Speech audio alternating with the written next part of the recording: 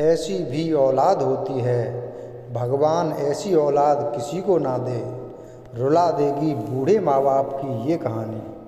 मुंबई के एक माँ बाप उस दिन अपनी ज़िंदगी का आखिरी खत लिख रहे थे। वो खत भले ही अमेरिका में रहने वाले उनके बेटे के नाम था, लेकिन उस खत का पैगाम हर माँ बाप के नाम था और इसीलिए ज़रूरी था कि वो इस आखिरी खत में हर झूठ से पर्दा हटा दें, और उन्होंने वही किया। ये कहानी हर माँ बाप के लिए जानना ज़रूरी है। उस अर्थी या जनाजे को पूरे शहर भर का भी कांधा मिल जाए तो भी तब तक उसकी आत्मा या रूह को सुकून नहीं मिलता जब तक उन कांधों में उनके अपने बच्चों के कांधे भी शामिल ना हों। कहते हैं कि दुनिया का सबसे बड़ा बोझ बुजुर्ग माँ बाप के कांधे पर जवान बेटे की अर्थी होती है, लेकिन उसे क्या कहेंगे जब बुजुर्ग माँ बाप की अर्थी पर जवान बेटे का कांधा ही ना हो। कांधा हो भी तो फिर उसे क्या कहिएगा जब खुद बुजुर्ग माँ बाप अपनी मौत से पहले ही ये ऐलान कर दें कि उन्हें अपनी अर्थी या जनाजे पर अपने बच्चों के कांधे नहीं चाहिए।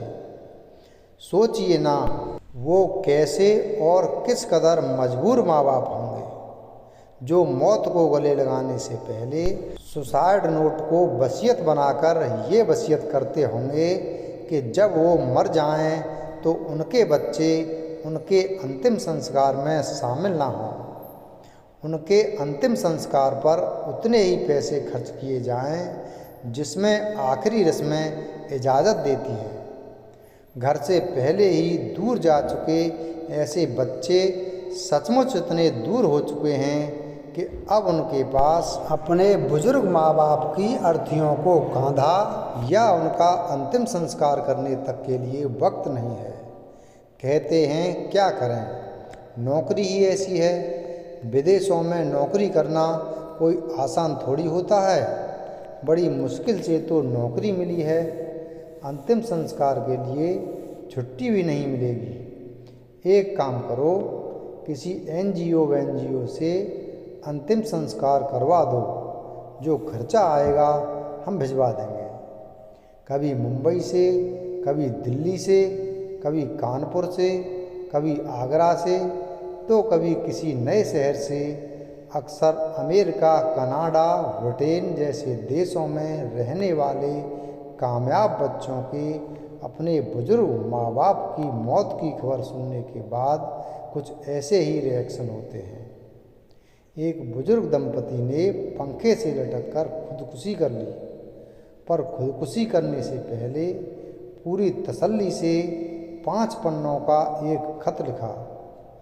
दोनों जैसे ही मरे वे खत सुसाइड नोट बन गया। इन दोनों का भी एक बेटा है, रमेश। इन्हीं माँ बाप ने क्या क्या तकलीफ़ें उठाकर, किस किस से कर्ज लेकर 4 साल पहले इस उम्मीद से अपने बेटे को अमेरिका भेजा कि वो वहाँ कमाएगा और फिर सारा कर्ज उतार देगा।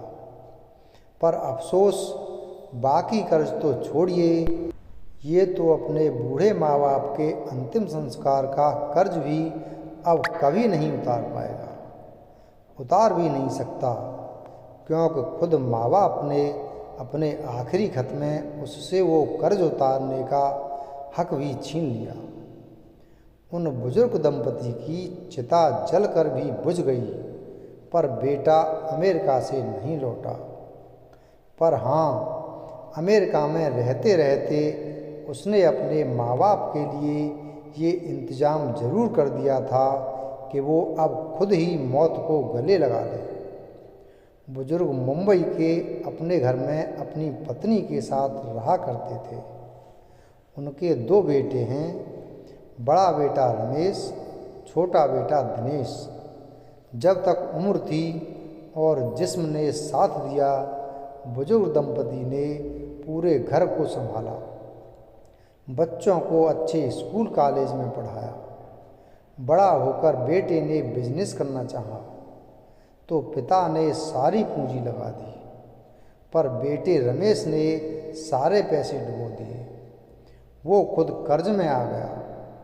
बुजुर्ग ने अपनी पत्नी के सारे गहने और जितने कैश थे सब रमेश को दे दिए। इस पर भी कर्ज नहीं उतरा तो खुद बुजुर्ग ने अपने जानने वालों से ब्याज पर 35 लाख रुपए कर्ज लिए और रमेश को दे दिए। कर्ज उतारे बिना 4 साल पहले रमेश अमेरिका चला गया। वो ऐसा अमेरिका गया कि फिर पलट कर कभी अपने माँ बाप को फ़ोन तक नहीं किया। माँ बाप फ़ोन करते करते थक गए पर उसने फ़ोन नहीं उठाया। रमेश की बीवी काजल और उन दोनों का एक बेटा है। अमेरिका जाने से पहले वो अपनी पत्नी काजल और बेटे के साथ अपने माँ बाप का घर छोड़कर मुंबई में ही एक दूसरे घर में रहने लगा था। इस साल के शुरू में कुछ दिनों के लिए रमेश मुंबई आया पर अपने माँ बाप से मिलने घर नहीं गया। बुजुर्ग दंपति को जब ये पता चला तो उन्हें गहरा सदमा लगा। उन पर करीब 40 लाख रुपए का कर्ज था। सारे पैसे रमेश के लिए उधार लिए थे। कर्ज देने वाले शरीफ लोग थे। शायद उन्हें भी बुजुर्ग की मजबूरियों की जानकारी थी, पर बुजुर्ग खुददार भी थे। वो कर्जदारों से नजरें नहीं मिला पाते थे। बेटे की बेरुखी ने आखिरकार उन्हें पूरी तरह तोड़ दिया और फिर अपनी जीवन साथी के साथ मिलकर उन्होंने आखिरी फैसला लिया। फैसला औलाद की बेरुखी के चलते कर्ज में डूबी जिंदगी को वक्त से पहले विराम देने का। इसी फैसले के साथ एक रात बुजुर्ग दंपति ने अपनी कहानी खत्म कर ली।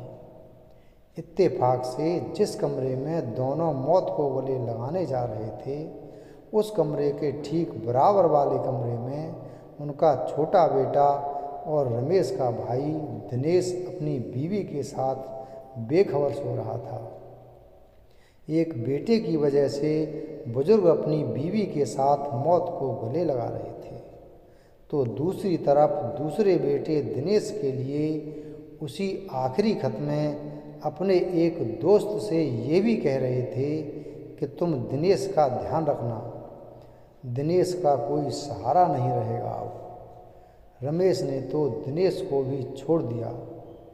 रमेश के अलावा बुजुर्ग ने रमेश की पत्नी और अपनी बहू काजल का भी खत में जिक्र किया। वो लिखते हैं कि हमारी कोई बेटी नहीं थी, लेकिन हमने तुम्हें अपनी बेटी ही समझा था। तुम बड़े घर और ख़ानदान की बेटी हो, फिर परिवर्ष में कैसी कमी रह गई। इस खत में काजल के हाथों अपनी और अपनी बीवी के अपमान का भी उन्होंने जिक्र किया है। अपने इस खत में सभी के लिए कुछ न कुछ लिखने के बाद बुजुर्ग ने खत के आखिरी में 3-4 लाइनों में जो कुछ लिखा है उसे हर माँ बाप को और बच्चों को पढ़ना चाहिए। माँ बाप को इसलिए कि बच्चों के लिए अपनी पूरी पूंजी जमा कर दाव पर न लगाएं, और बच्चों के लिए इसलिए कि एक दिन वो भी बूढ़े होंगे और उनके भी बच्चे जवान।